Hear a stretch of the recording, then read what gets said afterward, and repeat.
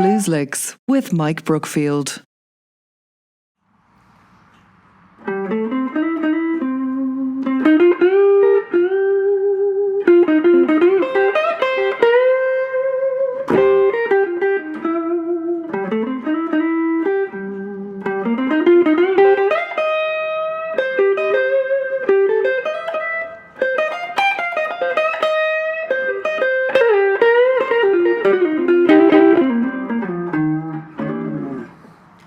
Hey, Mike Brookfield here. Welcome to my blues show, and this is really an idea where I thought I'd kind of throw out some kind of blues lessons, and it's an opportunity for me to kind of on a weekly basis, listen to some blues records and pull out a lick and share it with you guys. So there's obviously lots of different ways of learning the guitar and learning to play. And this series will kind of like focus on really just taking one idea and one lick and running with that as much as possible. As you know, with my Etude series, you can see that I like to write kind of etudes, and that kind of takes care of a lot of areas of my practice with the reading and kind of, listening to kind of different records like John Coltrane and Miles Davis and discovering those tunes and different techniques for playing over those kind of chord changes. But this is a different thing. This is more about listening to the old blues records and picking out some classic phrases so that when I'm improvising, I can be playing, as authentically as possible, if you like. So, so there's that intellectual way of kind of practicing with writing etudes and maybe doing a syllabus, like a graded syllabus. I'm a big fan of those kind of things, and basically learning transcriptions, learning your favorite records. So that's where this kind of category, comes under that category. But as opposed to learning a whole solo note for note, it's really about taking one idea, pulling it out, making it your own, putting it into different situations. If you hear beeping in the background, there's some building works going on over there. I can't do much about that, but I wanted to get this video out to you. So today what we're going to do is we're going to look at a lick by B.B. King. What other great place to start other than like B.B. King? So why B.B. King? Let's have a quick look at this video. So if you're not familiar with his work, then I would encourage you to go out and find an album called B.B. King Live at the Regal, which is where it all really started for me as a young player. So thanks for letting me share this. And so we all know Eric Clapton is a huge Clapton fan. Clapton is a huge B.B. King fan, and that was his way of paying his respects to B.B. King when he passed away. And giving a shout out to him. If you're not aware of it, go and check out the Live at the Regal album. We know that's one of the most classic blues recordings ever made. So when I'm kind of teaching, I use that album a lot. And some students go out and buy the whole tab book, and we work through all the solos. But it's not really about kind of just learning to play them all note for note, all the way through. It's about just pulling out the ideas and then putting them into your own jamming or writing your own improvisations and stuff like that. So the lick we're going to go with today is the way that he opens his solo on Sweet Little Angel. So he does this motif.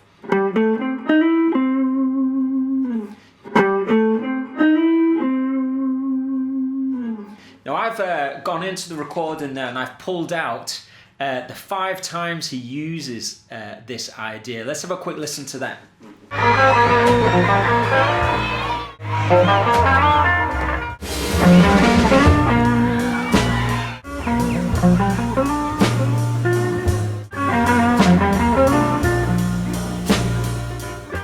So it sounds a little bit funny, doesn't it? Just kind of splicing them out like that, because you kind of have to hear them in context. But what's really interesting is that this isn't like a big heroic like string bending lick. It's a major blues style phrase which he uses an awful lot. And if you're kind of into transcribing and checking out the records properly, you'll be kind of aware of these licks. They're little kind of gems that can really make your playing, rise to the kind of the higher levels of blues guitar. Guys like J.D. Simo, he would be, when you listen to him, you know that he's checked out all the records, and he's sat down with them and he's learnt them and he's got them in his ear. And guys like, Clapton and Joe Bonamassa have done the same, and that's what makes them kind of stand out for the guitar playing. Check out J.D. Simo playing Sweet Little Angel here.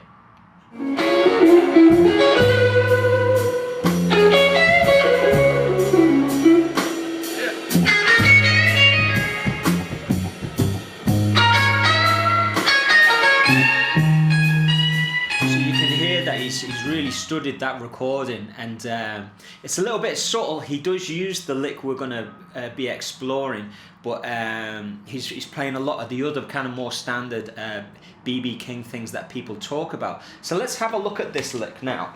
So in the key, the recording is in the key of D flat. First off, I'm going to talk about it in the key of C. I'm just going to just play it for you there. So it starts on the 5th degree, goes to the 6th, to the root, and the first time he does it, he uses a double stop, and you can see that within the chord.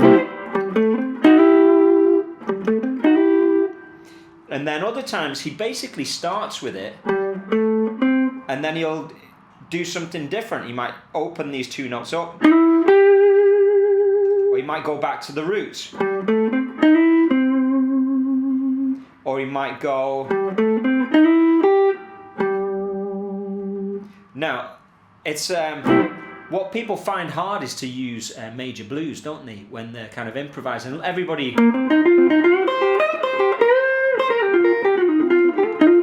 playing that minor blues thing feels quite intuitive. It's quite straightforward to do, but working major blues style things in is a little bit trickier, and I would consider it a little bit kind of more advanced. So starting with a major blues lick for me in this series seems like a really good idea, because we're addressing something that is not always kind of taken into account. So that, using that major third there. And if you listen to Clapton in that kind of Cream era, and he still does it now, he really emphasizes the third a lot. The major third, that is, So, now the first thing I'd do is take that round 5 keys, the caged keys. So you've got it in C, you've got it in A, you've got it in G, you've got it in E, and you've got it in D. Now, by the time you've done it in those 5 keys, it's starting to feel pretty familiar. And then you might go, right, I'm going to do it around the cycle of 5. If you're not aware of what the cycle of 5 is, it's the keys of C, F, B flat, E flat, A flat, D flat, G flat, B, E, A, D, G, and C.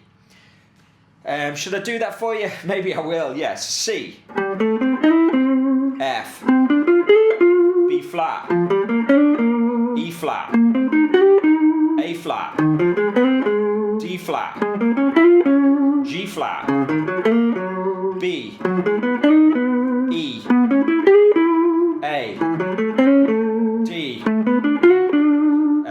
G, and C. So playing it in all 12 keys like that really kind of frees us up, because we need to be able to play on the different chords as the chords change in the blues, and outline the changes and things like that. So originally it's in D flat, so which is probably not the most popular key for playing blues in, but let's play it in all the positions in the key of C and see what we can do with this lick. So we've got the A form here for C. A lot of my students will know, because I'll call that the train. But you can play the lick, or you could play it higher up. You know, so you're playing train.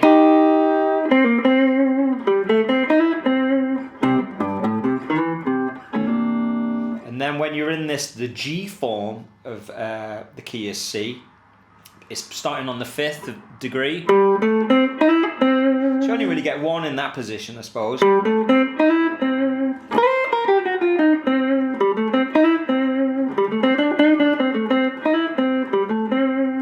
And then we're into the kind of the familiar shape when we're in the E form.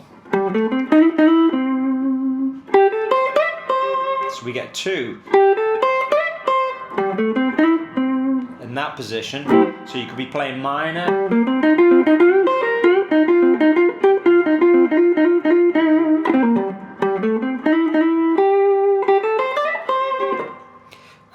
And then you've got the D form here, so we've got, you know, so we could be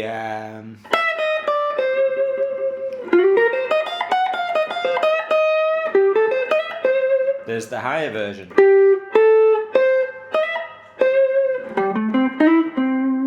So I've got one more position before I start talking again. So so that's the the C form there. And then the 5th here.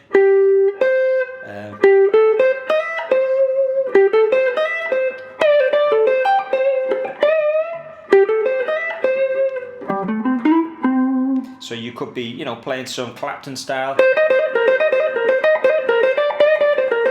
some minor stuff, and then sweeten it up with a little bit of kind of major blues afterwards. So, you know, if I kind of like just jam on that.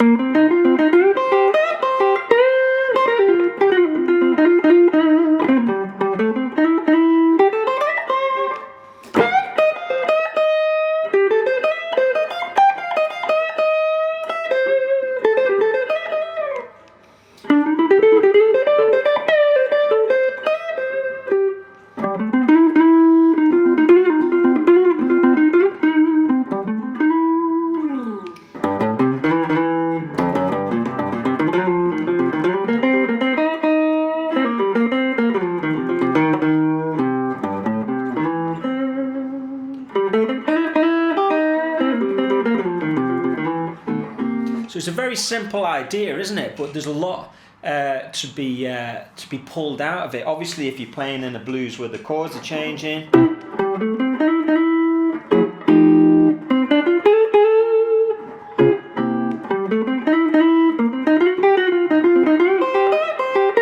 if it goes to the 5 chord.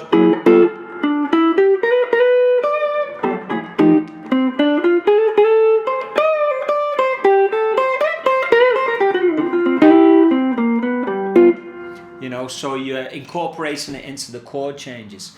So these, taking an idea, pulling it out of the song and making it your own, I think is kind of a really important part of the process, as well as kind of, you know, etudes and doing other systems and that. So have fun with that, and yeah, any suggestions in this series, please comment. And it's good to be starting a new series. Please check out my etudes as well if you're kind of interested in some seeing what I'm practicing at the moment.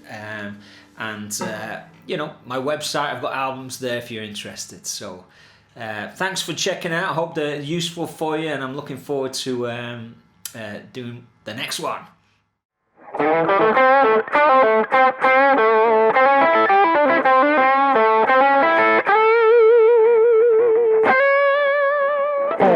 Classic Blues Licks with Mike Brookfield.